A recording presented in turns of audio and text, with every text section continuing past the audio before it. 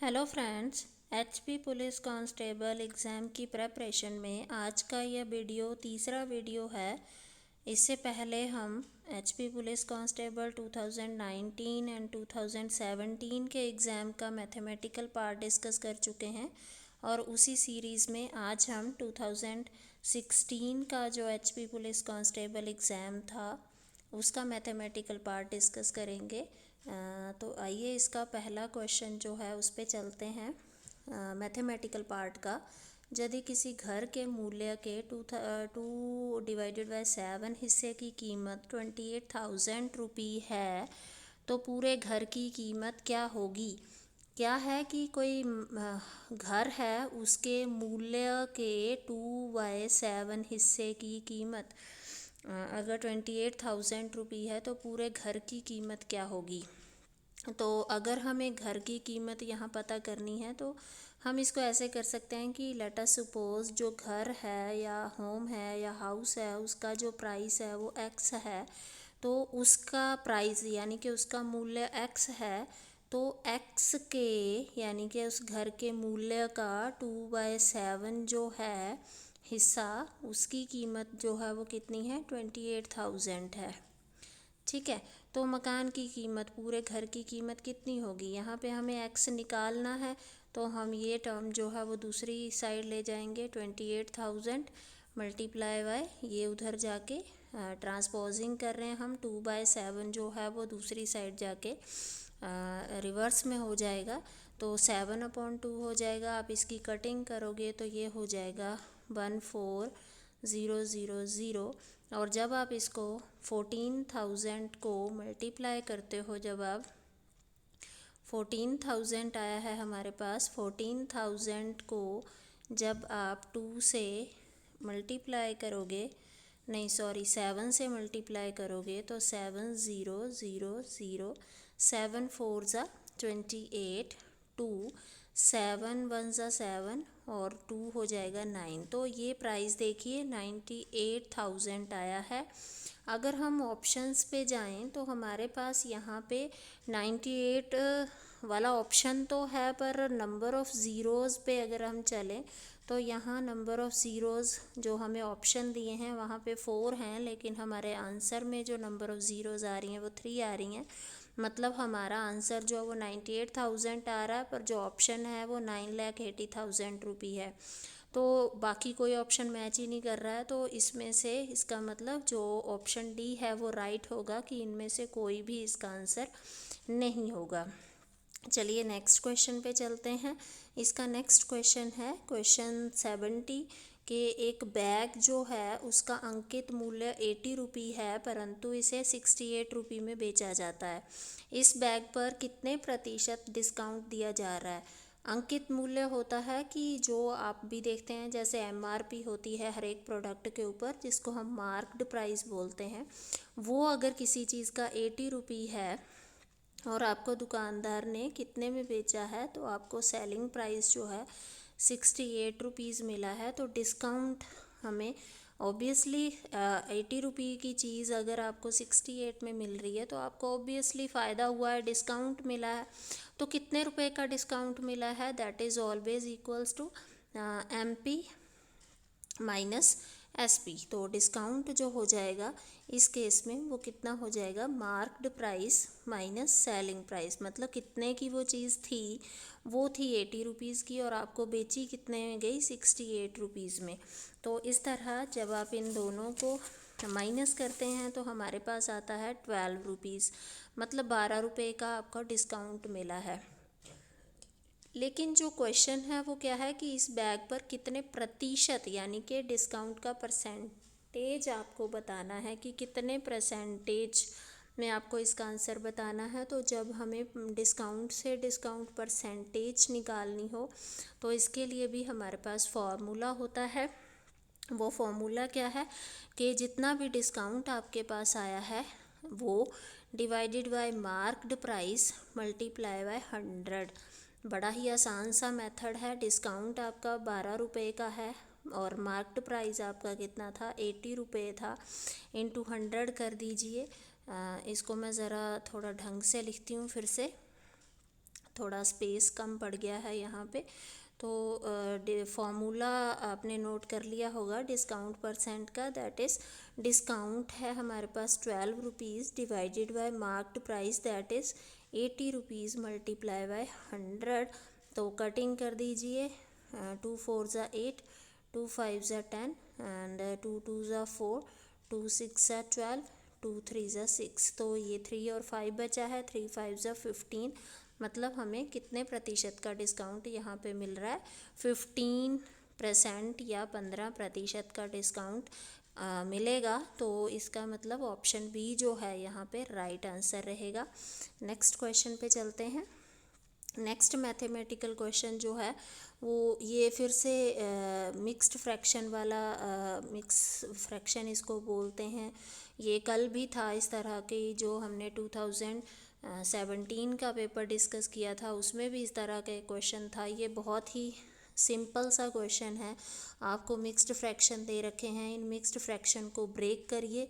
Break करना आपको आना चाहिए। जैसे 1:3/4 है, तो ये वाली आपस में दोनों क्या होते हैं, हमेशा मल्टीप्लाई होते हैं। 4 1 ज़ा 4 हो गया, और ये वाली टर्म जो है वो इसमें फिर ऐड होती है। 4 1 ज़ा 4 और ये 3 उसमें क्या होगा, प्लस होगा, और नीचे डिनोमिनेटर में जो ऑलरेडी डिनोमिनेटर में होता है वही आता है। तो ये हो गया आपका 7/4। सिमिलरली जब आप बाकियों को ब्रेक करोगे तो ये हो जाएगा 5 3 ज़ा 15 प्लस 1 16/3 हो जाएगा। एंड ये वाला हो जाएगा आपका 5 3 ज़ा 15 प्लस 2 यानी कि 17/5। और यहाँ पे थोड़ा सा ये मिसप्रिंट है, पर ये प्लस का ही साइन है यहाँ पे, तो इसका मतलब इन सब में प्लस है। आपके पास क्या क्या बन गया है, फर्स्ट टर्म आपकी आई थी 7/4 प्लस सेकंड टर्म आई है आपकी 16/3, और जो नेक्स्ट है वो आई है आपकी 17/5। अब ये आपके पास तीनों ही P/Q की फॉर्म में है, बीच में प्लस का साइन है, तो इसका मतलब आपको यहाँ पे LCM लेना पड़ेगा। जब आप 4 3 और 5 का LCM लेते हैं तो आपके पास LCM आता है 60। ठीक है, आप 60 के हिसाब से इसको सॉल्व करेंगे तो आपके पास इन सब को सॉल्व करने के बाद आएगा 629 डिवाइडेड बाय 60। तो जब आप 629 को 60 से डिवाइड करोगे तो ये आपके आवास आ जाएगा यहाँ पे 61 ज़ा 60 हो जाएगा। 29 जो है वो इससे जाएगा नहीं तो ज़ीरो लगेगी यहाँ पे, तो ये हो जाएगा आपका 10/29/60, यानी कि आपका ऑप्शन डी जो है वो राइट आंसर यहाँ पे रहेगा। इस तरह का क्वेश्चन जो है वो 2 क्वेश्चन पेपर में आ चुका है। तो इस तरह के जो फ्रैक्शन से रिलेटेड क्वेश्चन हैं आपके, स्पेशली मिक्स फ्रैक्शन वाले, उनको आप बड़े अच्छे से प्रिपेयर करें ताकि एग्ज़ाम में अगर ऐसा कोई क्वेश्चन आता है तो आप उसको आराम से कर पाएँ।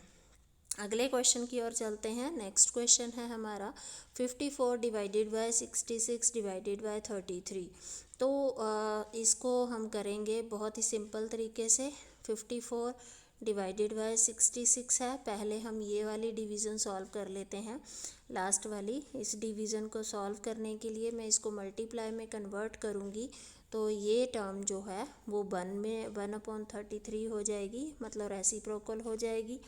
ये हमें पता होना चाहिए कि जब भी हम डिवाइड के साइन को मल्टीप्लाई में कन्वर्ट करते हैं तो उससे पिछली जो टर्म होती है या उससे अगली आने वाली टर्म जो होती है, वो टर्म जो है वो रेसिप्रोकल में चली जाती है।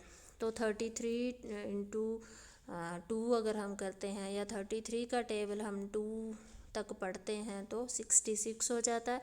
तो अब हमारे पास ये आ गया है 54 डिवाइडेड बाय 2। अगेन हमारे पास डिवाइड का साइन है, तो इसको हम मल्टीप्लाई में कन्वर्ट करेंगे तो ये 1/2 हो जाएगा। इसकी कटिंग करेंगे आप तो ये 27। आपके पास राइट आंसर जो है वो ऑप्शन ए आ जाएगा। चलिए नेक्स्ट क्वेश्चन की ओर चलते हैं। नेक्स्ट क्वेश्चन जो है वो हमारा रेशो एंड प्रोपोर्शन से गया है। ये रेशोज़ दी हैं कि अगर A रेशो B यानी कि A/B जो है वो 2/3 है, एंड V रेशो C यानी कि V/C आपका 4/5 है, तो आपको सी अपॉन ए बताना है कितना होगा। देखिए ए आपका 2 है, बी आपका 3 है। यहाँ पे वी जो है वी अपॉन सी आपका 4/5 के बराबर है। उसके बाद आप देखिए बी अपॉन सी जो है वो आपका 4/5 है। तो आपको यहाँ पे सी की वैल्यू अगर पता चल जाए तो आप सी अपॉन ए यानी कि यहाँ से निकाल पाएंगे। तो चलिए इसको हम कैसे सॉल्व करेंगे।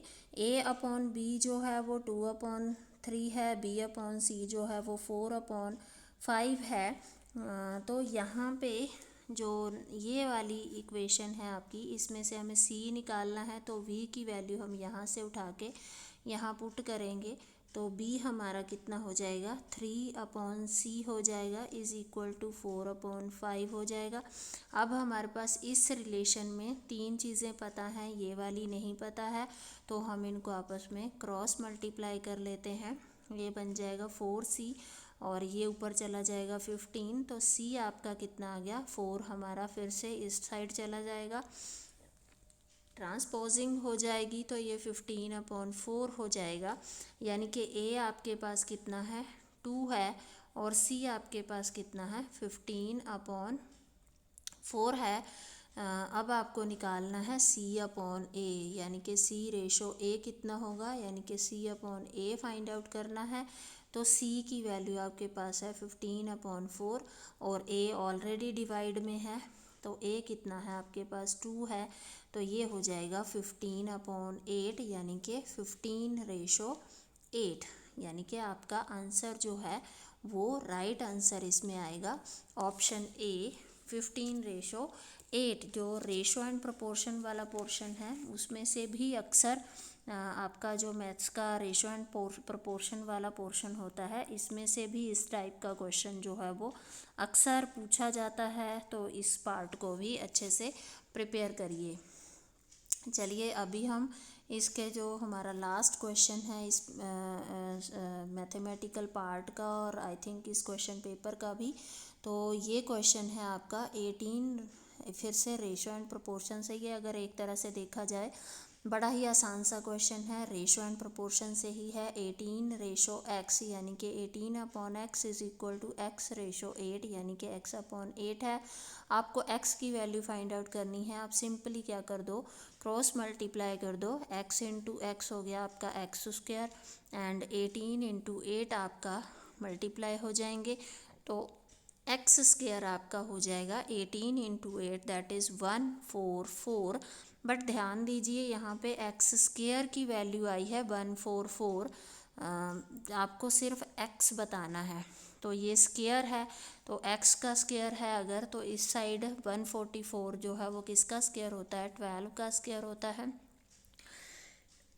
दोनों तरफ स्क्वायर जो है वो कैंसिल आउट हो जाएंगे, तो आपका x जो है वो कितना आएगा 12 आएगा। तो इसका राइट आंसर जो है वो ये लास्ट ऑप्शन डी होगा, दैट इज़ 12।